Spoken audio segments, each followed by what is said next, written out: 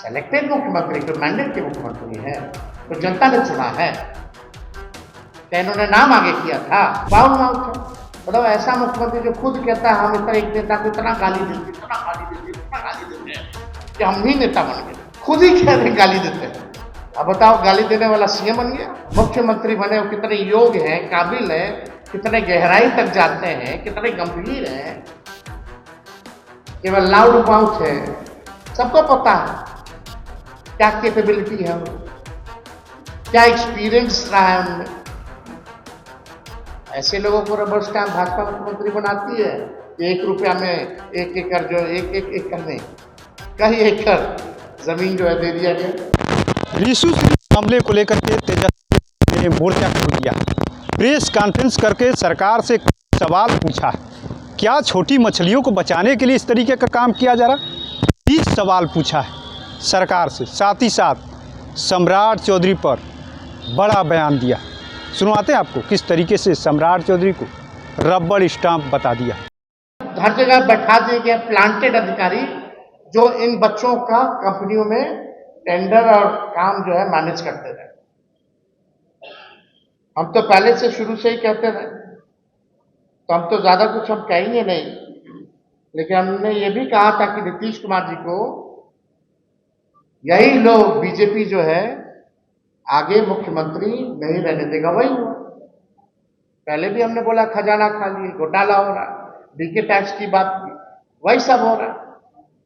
2 लाख रुपया महिलाओं को देने के लिए नहीं है, कब देंगे, पैसा नहीं है, भ्रष्टाचारी उड़ा के ले गया, अपना अपना पॉकेट लोग गर्म कर लिया।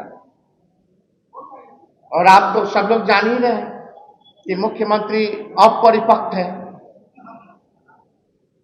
अदूरदर्शी है, नाकाबिल है, और अधिकारी भी जानते हैं कि कितने बड़बोले हैं, बतौलेबाज सीएम है। गहराई और कितनी समझ, विवेक और योग्यता है ये अधिकारी जान रहे, इसलिए इनको शूट करते सम्राट चौधरी। उनको बस सिक्योरिटी हैवी चाहिए। 50 गाड़ी काफिला में चलेगा तो 100 गाड़ी काफिला में चलेगा। मोदी जी बोलेंगे तो 50 कदम खाली पैदल चल लेंगे। 1 नंबर आवास को तो नीतीश कुमार जी ने कई आवासों को लेकर के बनाया था, ये तो 5 नंबर ले लिए रे भाई। तो इनको गाड़ी और सुरक्षा चाहिए, और क्या चाहिए। सेलेक्टेड मुख्यमंत्री तो मैंडेट के मुख्यमंत्री है, तो जनता ने चुना है, क्या इन्होंने नाम आगे किया था। फाउल माउथ है, मतलब ऐसा मुख्यमंत्री जो खुद कहता है हम इतना एक नेता को इतना गाली देते, इतना गाली देते, इतना गाली देते हैं कि हम ही नेता बन गए, खुद ही कह रहे गाली देते हैं।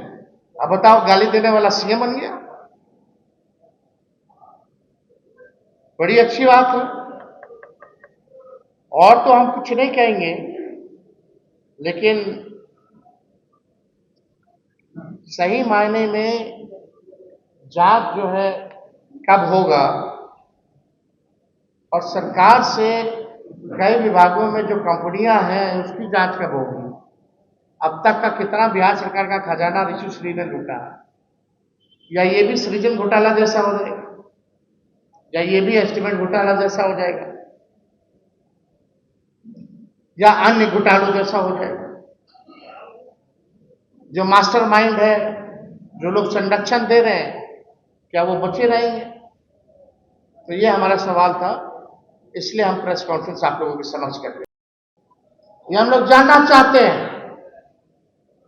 17वां सवाल, क्या सरकार का पूरा आंतरिक ऑडिट सिस्टम और विजिलेंस विभाग पूरी तरह से ध्वस्त हो चुके हैं। जो इस स्केल के महाघोटाले को समय समय पर उजागर नहीं कर सकता है, या सभी इस भ्रष्टाचार में शामिल है, यही ना हो सकता है। या तो इतने बड़ा स्केल महाघोटाले का आपके पास कुछ है ही नहीं, आप फेल हो चुके हैं, या तो आप सब मिले हुए हो, पूरा सिस्टम मिला हुआ है, तभी बचाया जा रहा है। 18वां सवाल, जब राज्य में जब सब कुछ ई टेंडरिंग के जरिए होता है, तो बीजेपी जेडीयू सरकार के पाले पोसे टेंडर माफिया का सिंडिकेट डिजिटल पोर्टल को कैसे मैनिपुलेट और मैनेज कर रहा था, यह हमारा सवाल है सरकार के लोगों का। यानी ई टेंडरिंग को भी मैनेज करते रहे लोग। गजब का सिंडिकेट है भाई।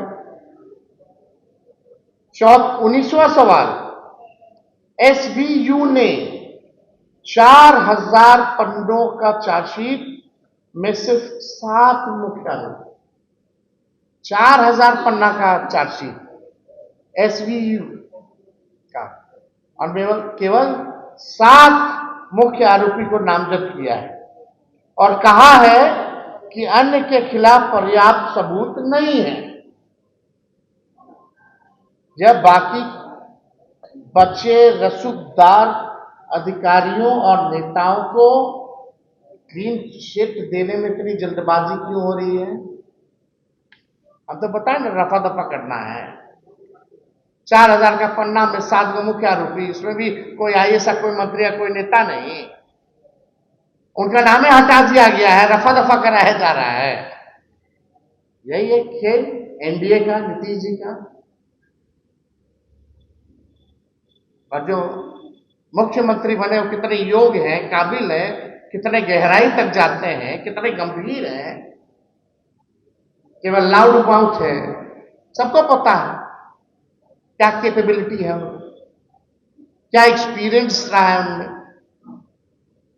ऐसे लोगों को रबर स्टैम्प भाजपा मुख्यमंत्री बनाती है कि 1 रुपया में 1 एकड़, जो एक एकड़ नहीं, कई एकड़ जमीन जो है दे दिया गया 99 साल के नीतीश पे। शमशान का कई घाटों का दिया जा रहा है। कैसे महंगाई बढ़ेगी, लोग को तो पूछना चाहिए। 20वां मेरा ये सवाल है कि सरकार में एनडीए के लोग जो हैं वो केवल प्रयोग करते हैं कि सभी बड़े घोटालों में दबाव पड़ने पर दिखावटी गिरफ्तारी की जाए, या उसे बलि का बकरा बनाना है तो दलित, पिछड़े, मुस्लिम समुदाय के ही अधिकारी हो। यानी या तो दलित होगा, या तो पिछड़ा होगा, या तो मुसलमान ही होगा। सृजन घोटाले में भी वही हुआ, प्रश्न पत्र घोटाले में भी वही हुआ, और ऋषि घोटाले में भी वही हो रहा है। तब भी अनुसूचित जाति वर्ग के सुधीर कुमार, संजीव हंस, योगेश सागर इत्यादि को ही अभियुक्त बनाकर जेल भेजा जाता है। यानी एनडीए सरकार का जो भ्रष्टाचार है और मामले में सिस्टमैटिक फेलियर ऑफ गवर्नेंस है का रिकॉर्ड जो है स्थापित कर लिया है। सिस्टमैटिक फेलियर ऑफ गवर्नेंस का रिकॉर्ड जो है स्थापित इन लोगों ने कर दिया है। नीतीश कुमार जी इनके भ्रष्टाचारियों के द्रोणाचार्य कह लीजिए, भीष्म पितामह कह लीजिए। और हम एक बात बता देते हैं आप सभी लोगों को कि बिहार के जो चंद अधिकारी हैं, जो सिंडिकेट जो चला रहे हैं, चाहे नीतीश जी के समय या सम्राट चौधरी के समय, जो चंद अधिकारी जो बिहार के हैं वो विश्व के सबसे बड़े भ्रष्टाचारी, सबसे भ्रष्ट अधिकारी विश्व के। इन लोगों को अवार्ड मिल जाएगा। हम तो ज्यादा कुछ कहना नहीं चाहते हैं, लेकिन क्या इतने बड़े पैमाने पर भ्रष्टाचार बिना सत्ता में बैठे लोगों की सीधी या परोक्ष मदद के हो सकता है? ये लोग सवाल पूछ रहे हैं। और अगर मुख्य साजिशकर्ता पर्दे के पीछे ही रहे और सिर्फ छोटे मोटे लोग को ही पकड़े जाए, तो इस भ्रष्टाचार का असल किरदार कोई और ही है, समझ जाइए, कहीं और से चल रहा। ऋषुश्री तो छोटी सी झलकी है, छोटी सी झलकी है ऋषुश्री। कई जो चंद अधिकारी जो हैं उनके बाल बच्चे, बेटे बेटियां कंसल्टेंसी खोल रखे हैं, कंपनी खोल रखे हैं, कई विभागों में टेंडर मैनेज कराया जाता है, मैनेज किया हुआ अधिकारी को भेज करके। क्या उनकी कंपनियों की जांच होनी चाहिए कि नहीं होनी चाहिए? कितने ऐसे लोग हैं, देख लीजिएगा कितना आईएएस लोग का जो भ्रष्ट अधिकारी है, उनको बिहार में हर विभाग में काम मिल जा रहा है, कंसल्टेंसी खोल दिया जा रहा है, कंपनियां खोल दी जा रही हैं, और किस किस विभाग में नहीं घुसे हुए ये बता दीजिए आप। सभी विभाग में घुसे हुए हैं। केंद्र सरकार के सामने सम्राट चौधरी जी ने कई बार गुहार लगाई कि हमको फंड की जरूरत है, फंड की जरूरत है, लेकिन डबल इंजन की सरकार मोदी जी कहते हैं नहीं अभी छोड़, अपना देखो। यानी केंद्र से जो सहयोग मिलना चाहिए था बिहार सरकार को, अब वो भी फंड जो है केंद्र सरकार ने अपना पल्ला जो है झाड़ लिया। हर बार एक बड़ा घोटाला होता है, लेकिन छोटा किरानी और कर्मचारी की ही गिरफ्तारी हो। लेकिन नीतीश जी और बीजेपी एनडीए की सरकार में, राज्य में जो मास्टरमाइंड है, जो मुख्य सरगना है, जो प्रभावशाली है, जो लाभार्थी है, उन तक कभी भी जांच एजेंसी जो है पहुंच नहीं पाती, उनकी गिरफ्तारी नहीं हो पाती। यानी उनको जो है बचाने का काम किया जाता है।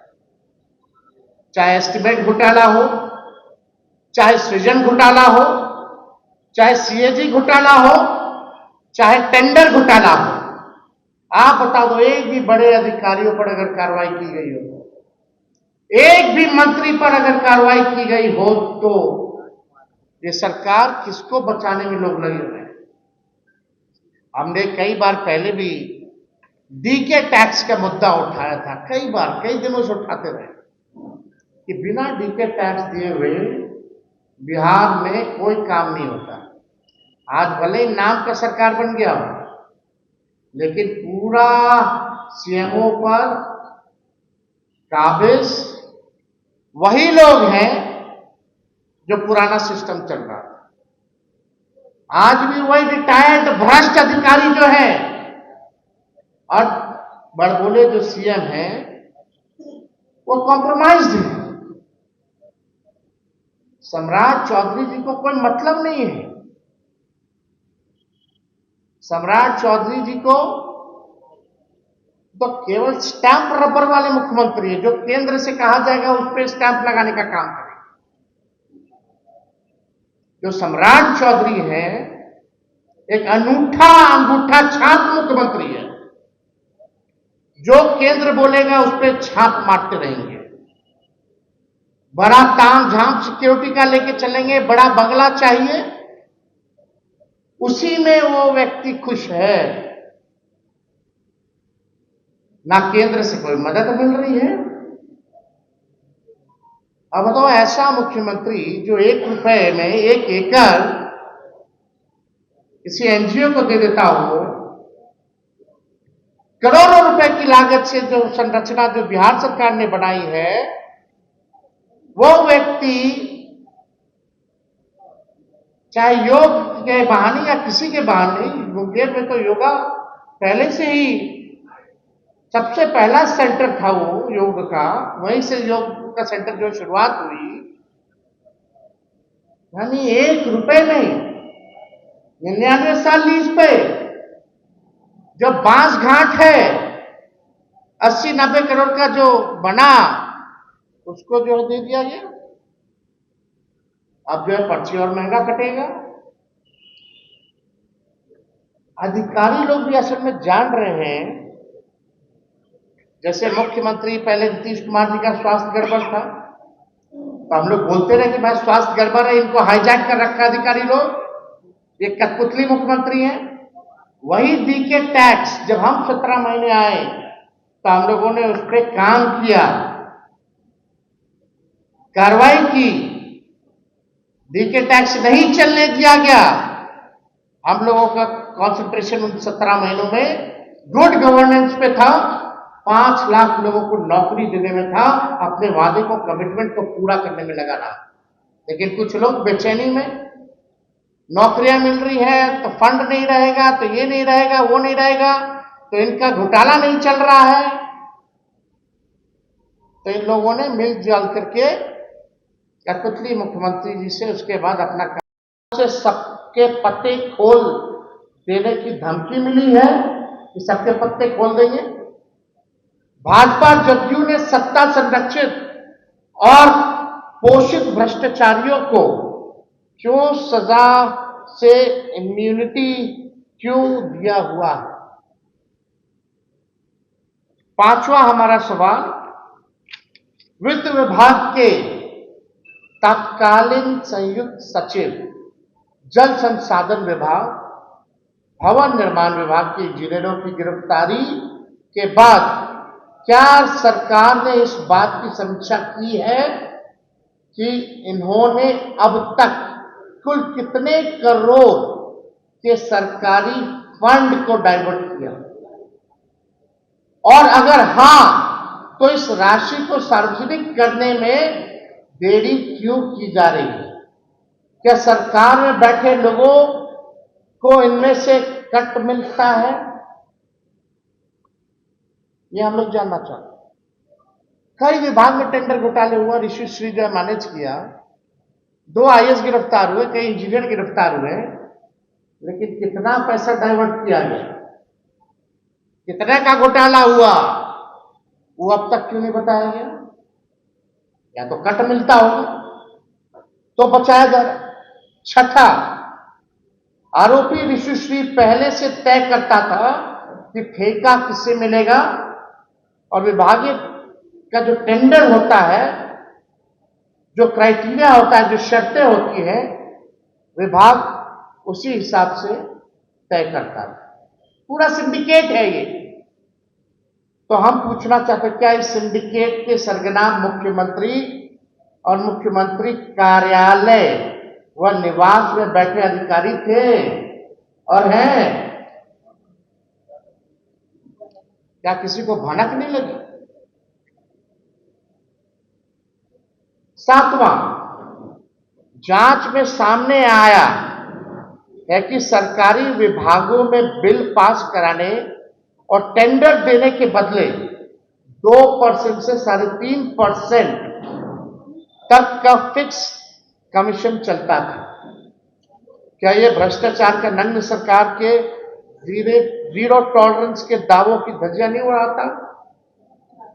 कट चल रहा है। और कई डिपार्टमेंट में, जो कंस्ट्रक्शन वाला जो डिपार्टमेंट है, जहां ग्लोबल टेंडरिंग होती है, वहां तो 30% का चलता है सीधे। आठवां मेरा प्रश्न है, क्या सरकार ऋषिश्री और उनसे संबंधित कंपनियों को मिले सभी टेंडरों की स्वतंत्र न्यायिक जांच कराएगी? जितना भी अभी टेंडर जिसको मिला है, ऋषिश्री ने कराए हैं, क्या उसका स्वतंत्र जांच होगा उन कंपनियों का, उन टेंडरों का? या सरकार को चिंता है कि उनके अपने प्रिय पोषित अधिकारी फंस ना जाए? तो होना चाहिए भाई जांच, और सार्वजनिक भी करना चाहिए। बिहार के आम नागरिकों को भी पता चलना चाहिए इसके बारे में। 10वां सवाल, ऋषिश्री द्वारा अधिकारियों और उनके परिवारों की विदेशी यात्राओं, एयर टिकट और महंगे गिफ्ट्स का खर्च उठाने की बात सामने आई है।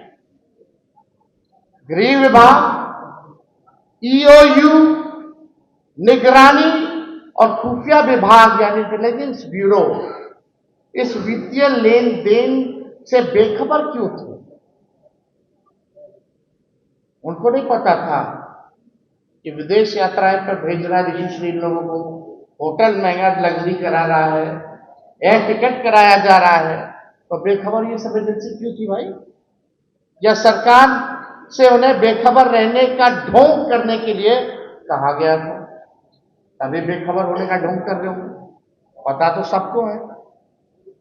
कि कौन है किंग पिन, कौन है मास्टरमाइंड और कौन लोग सरकार में बैठे हैं जो सीएमओ में या सीएम, सब लोग तो इस बात को जान ही रहे। 11वां सवाल मेरा बहुत महत्वपूर्ण है। छापेमारी में विशुश्री के पास से 99 संपत्तियों के डीड और करोड़ों की नकदी और जेवरात जो है बरामद किए गए मिले। बिहार की जनता जानना चाहती है कि एक ठेकेदार के पास राज्य के बजट का एक बड़ा हिस्सा कैसे आया। और सम्राट चौधरी जी का तो विटो लगा था और सम्राट चौधरी का यही शर्त था कि यही अधिकारी रहेंगे, यही सिस्टम रहेगा और सम्राट चौधरी को तो सब कुछ मंजूर है भाई। तो अनूठा है, अंगूठा छाप मुख्यमंत्री। कितनी उनमें गहराई है ये अधिकारी जानते हैं, कितना उनमें क्षमता है ये अधिकारी जानते हैं, कितने मामले की समझ है ये वो अधिकारी जानते हैं, कितने योग्य हैं ये भी वो अधिकारी चाहते हैं। तभी इस तरह का मुख्यमंत्री आज बिहार में बना हुआ है ताकि इनको रबर स्टैम्प जैसा लोग चलाते रहे। और नीतीश कुमार जी के मामले में तो हम क्या कहें, तो भ्रष्टाचार के बीच में तामा निकले और ये अनूठा अंगूठा छाप मुख्यमंत्री जिसको समझ ही नहीं। अब हमारे कुछ सवाल हैं और हम चाहेंगे जितने यहां पत्रकार भाई आप लोग हैं इस सवाल को जरा आप समझिएगा। मेरा छापना मत छापिएगा लेकिन कम से कम ये सवाल जरूर छापिए। ये सवाल छापने से सरकार पे प्रेशर बनेगा, सरकार को जवाब देना होगा, दूध का दूध और पानी का पानी होगा। लेकिन हम आपको गारंटी कर सकते हैं कि सरकार के पास इसका कोई उत्तर देने नहीं आएगा। अगर सम्राट चौधरी जी में हिम्मत है तो आज जो हम 20 सवाल पूछेंगे उन 20 सवालों का जवाब आप दें। कितने गंभीर है ये पता चलेगा। तो पहला सवाल हम पूछना चाहते हैं, एक मामूली सा ठेकेदार विशुश्री कई विभागों में टेंडरों को अपनी मर्जी से कैसे मैनेज कर रहा था। सरकार का निगरानी तंत्र इतने वर्षों तक क्या कर रहा था, या अपराधियों द्वारा निजी लाभ के लिए सब कुछ नजरअंदाज जो है किया जा रहा था। ये मेरा पहला प्रश्न है। दूसरा प्रश्न मेरा ईडी की जांच में सामने आए जो चैट्स है, जो ईडी ने जांच किया, जो सामने आया, जो पता चलता है कि ऋषिश्री कई वरिष्ठ अधिकारियों के प्रभावशाली कॉकस को सत्ता और सर्वोच्च अधिकारियों का संरक्षण कैसे प्राप्त था। जो चैट्स आया ईडी के पास, जो मिले, उससे पक्का पता चलता है कि जितने सर्वोच्च अधिकारी हैं, सत्ता प्रभावशाली लोग हैं, उनका संरक्षण कैसे प्राप्त था। वह अधिकारियों को निर्देश देता है। तीसरा सवाल, चार्जशीट में बड़ी मछलियों को छोड़ दिया गया है, क्या ऐसा करने में देरी के पीछे क्या कोई राजनीतिक दबाव है अथवा सत्ता में बैठे राजनेताओं को खुद पकड़ने जाने का डर है। कितना देरी से चार्जशीट हुआ, क्यों। चौथा सवाल हमारा, 2 आईएएस अधिकारियों के निलंबित किया गया। 2 अधिकारी जो आईएएस हैं उनको निलंबित किया गया, लेकिन चार्जशीट में उनका नाम नहीं है। उनकी तात्काल गिरफ्तारी क्यों नहीं हुई।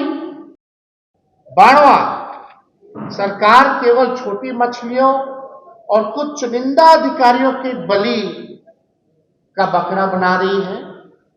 इस सिंडिकेट के शीर्ष पर बैठे असली राजनीतिक आकाओं और अमृतपान करने वाले अधिकारियों के नाम अब सामने लाए जाएंगे।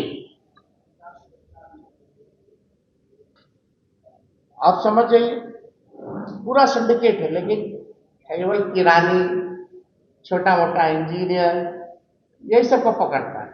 और इन्हीं पर चार्जशीट भी देखिएगा जो किया गया है, इन्हीं लोगों के नाम पे किया गया। कोई नहीं, आईएएस तक तो पहुंच ही नहीं पा रहे।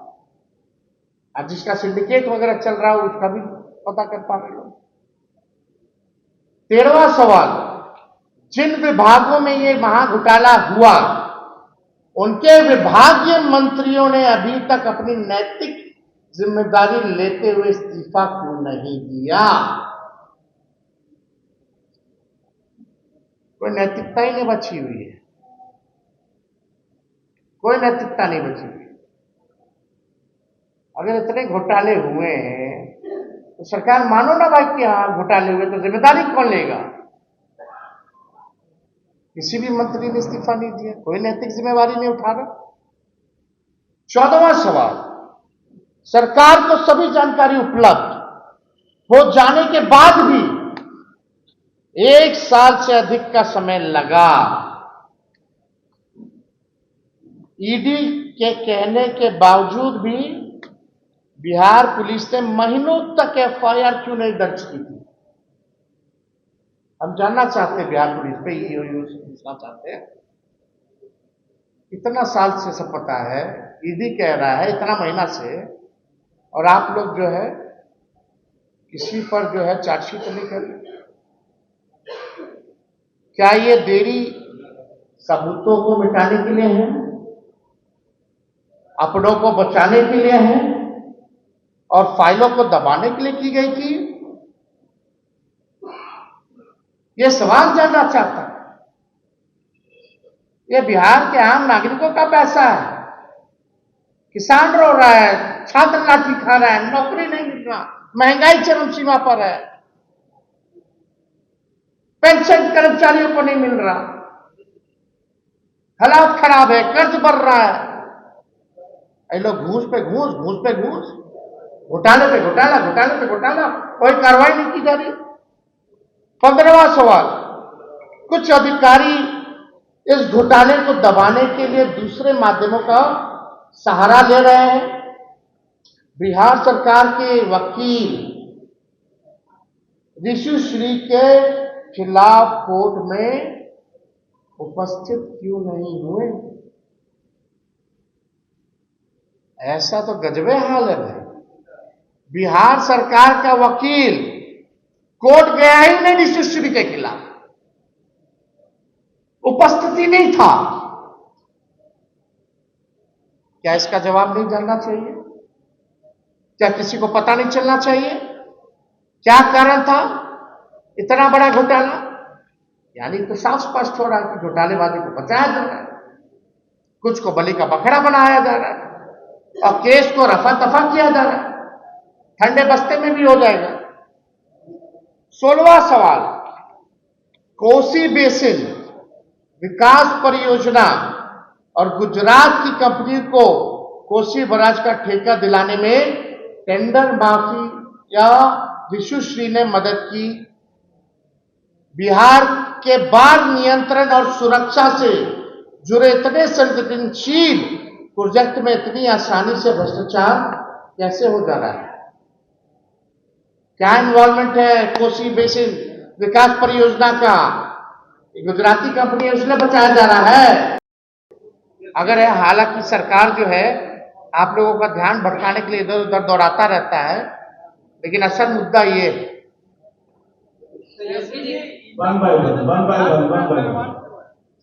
फाउंडेशन पे बिहार सरकार मेहरबान, और कोई भी तो हो सकता है, बिहार के लोग नहीं हो सकते। भाई अनूठा मुख्यमंत्री से पूछिए। कई साल से ये सेंटीमेंट चल रहा था, कई लोग, लेकिन बीच में आपकी भी गवर्नमेंट उस समय आपका। अरे भाई, हम लोगों ने तो कई बार जांच की मांग की, हम लोगों ने कई बार विधानसभा से लेकर के कई घोटालों का जिक्र किया, कई बार हमने बात रखी। पूरा सिस्टम तो उन्हीं का है ना, जांच एजेंसियां तो उन्हीं की हैं। आप हम जब मंत्री हो तो काम हो रहा था ना, 5 लाख लोगों को नौकरियां मिल रही थी ना। 17 महीने में डीके टैक्स बंद हो गया था, तभी तो हमारी सरकार गई है। बेचैनी था ना उधर। और कारण क्या था कि सिंडिकेट को तेजस्वी पसंद नहीं था। सिंडिकेट को तेजस्वी पसंद नहीं था।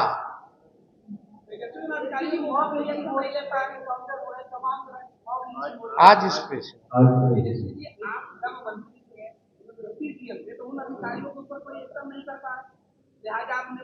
भाई जांच एजेंसियां जांच कर रही हैं और सभी लोगों पर जो है हमारा दबाव था, काम उसी हिसाब से चल रहा था।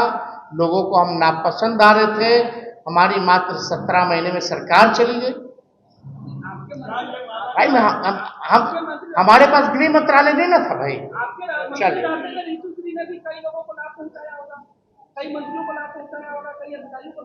कौन है वो? कौन है वो आप जान ही रहे। आप ये भी ना जानते कि किंग पिंग कौन है। आप तो ये भी जानते सीएमओ से चलता है। आप तो सब कुछ जान ही रहे हैं, आपसे कुछ छुपा है।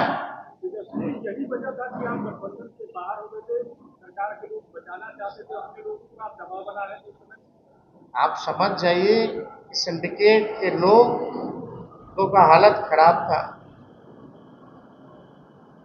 आप लोगों का क्या काम था? गुड गवर्नेंस थे। हम लोग आईटी पॉलिसी बना रहे थे, स्पोर्ट्स पॉलिसी बना रहे थे, हम लोग 5 लाख नौकरियां दे रहे थे। इस काम में हम लोग लगे हुए। लास्ट क्वेश्चन,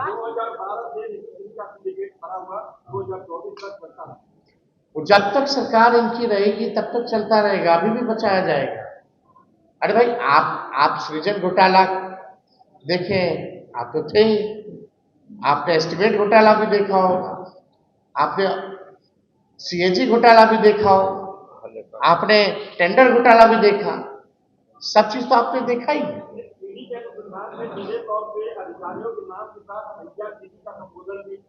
भाई आप देखिए ना, कोई वकील क्यों नहीं गया रजिस्ट्री के मामले में?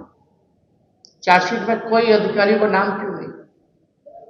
सब छोटे लोग हैं, छोटी मछलियां।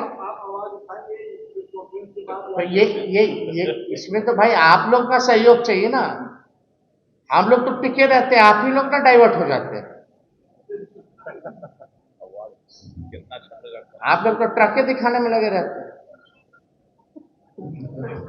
चलिए ठीक है, शुक्रिया। सुना किस तरीके से रीशु श्री मामले को लेकर के नेता प्रतिपक्ष तेजस्वी यादव ने प्रेस कॉन्फ्रेंस करके सीधे तौर पे सरकार पर भी सवाल उठाया है। साथ ही साथ कहा इतने लंबे समय से ये वाकया चल रहा है, घोटाले हो रहे हैं, लेकिन अब तक जो है बड़ी मंत्री और सरकार के मंत्री जिस विभाग के उन्होंने क्या इस्तीफा दिया नैतिकता के आधार पे? 20 सवाल पूछे, जवाब भी मांगा है सरकार से। साथ ही साथ कहा है ये जो मुख्यमंत्री है अंगूठा छाप और रबड़ स्टैंप है। 1 रुपये टेंडर पर योग का केंद्र दिया जाता है, जो शमशान घाट है वो दिया जाता है इस एप्लीकेशन को। साथ ही साथ जब हमने सवाल किया, क्या जब गठबंधन टूट गया, महागठबंधन की सरकार थी, क्या आप दबाव बना रहे थे के ऊपर, भ्रष्टाचार की पोल खोल रहे थे? उन्हें सीधे तौर पे कह दिया कुछ दिखाई दे रहा है। जिस तरीके से ये घोटाले हो रहे हैं, सरकार अपने लोगों को बचाने में लगी हुई। ऐसे में देखना होगा जिस तरीके से तेजस्वी यादव ने सरकार पर निशाना साधा है, अब सरकार रीशु श्री मामले को लेकर के किस तरीके से जवाब देती है। NBC 24 के लिए पटना से कृपा शंकर।